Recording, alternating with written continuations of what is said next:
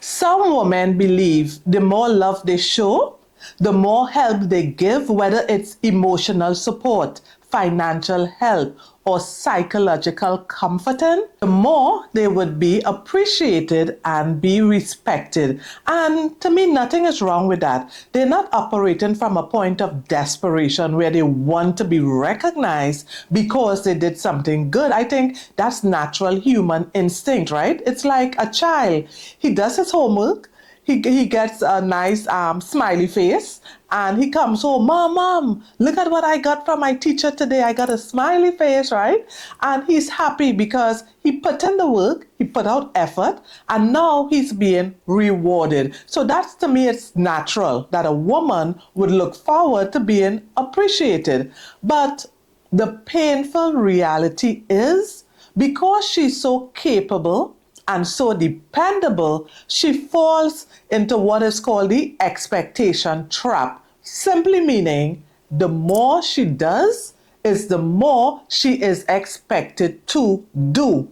So the real question here is, how do we support women who give so much of their time and energy, and at the end, they don't seem to get the appreciation and the recognition that they so rightly deserve, all right? They're seen as, listen, that's what you're supposed to be doing anyway, all right? So they don't get a thank you or a bouquet of flowers from time to time just to show appreciation for your efforts, right? So in this episode with Vibes and Wisdom, we would look at what happens when a woman continuously gives of her time, her love, her energy, all right? And it goes unnoticed. It's seen just as, hey, that's just another thing that she's doing anyway, all right? It's an expectation. And what should be appreciated is now expected. And it matters, all right? And it's very important for us to realize, listen, this lady who was given so freely is now starting to feel very exhausted and drained. As a matter of fact, there is a study that is called Invisible Labor and Role Overload. And it's simply saying that women, particularly mothers and wives, all right, they give so generously of their time, feeling that this is what they're supposed to do out of love for their family, out of wanting to create structure and organization in the home. They automatically have different roles that they perform. And what happens is that these roles are now seen as obligations. It's not seen as, she still has a choice whether she wants to do this or not, all right? And what happens that no one seems to talk about is that after a while, she still shows up 100%. She's still functioning, but she grows tired, she goes quiet, she detaches, and sometimes she even has some silent resentment. Right? Her body starts to tell, the stress starts to take a toll on her inwardly. And you'd realize that she's not sleeping as the way she slept before. Her sleeping pattern's changed. If she used to sleep 8 hours, now she's sleeping 4 or 5, right? She starts having tension headaches. She just grows emotionally distant. And once that starts happening, my suggestion is, ask yourself, is this a choice or is this an obligation? A lady was sharing with me that she was about 6 or 7 months pregnant. She went to work. She said she had a very hard day at work and she came back the later part of the evening. Now, she usually cooks for the family. And this one evening when she came back, her husband was sitting on the recliner and he told her, I put out all of the ingredients for you to cook dinner for us tonight. And she said it is at that point like something just awoken inside of her, and she said, oh, no. This is now becoming a burdensome responsibility on me. What started off as her giving and loving, just wanting to nurture the family, is now seen as her responsibility to always take charge and make sure that things are working the way it should work, all right? And she asked him, please, could you come and help me because I'm tired and whatever.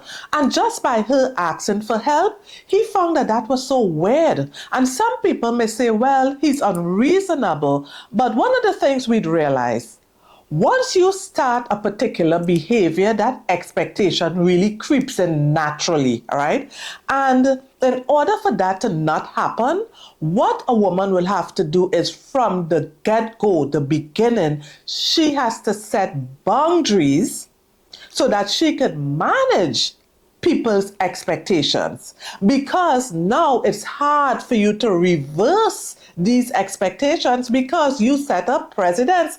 You've been doing it all along. So what suddenly changed? Weren't you tired all along? You've been doing this thing for years. So how you suddenly want to change it? And my advice is, yes, go ahead and change the situation, but just be mindful as to how you would go about doing so. Because as we know, with change comes what? Resistance and sometimes retaliation, because the dynamics of the situation now has to be adjusted, all right? So you could let them know moving forward, there would be some new expectations, and this is what I would be able to do. Yeah? And I like to say, use the I statements. I can no longer do or prepare supper every day. What I can do now is X, Y, and Z because it's making me feel very tired. I don't have the energy like I had before. And maybe just even have a family meeting and discuss what you would be willing to do moving forward. Because here are some of the things that you could experience or expect when you did not set boundaries from the beginning.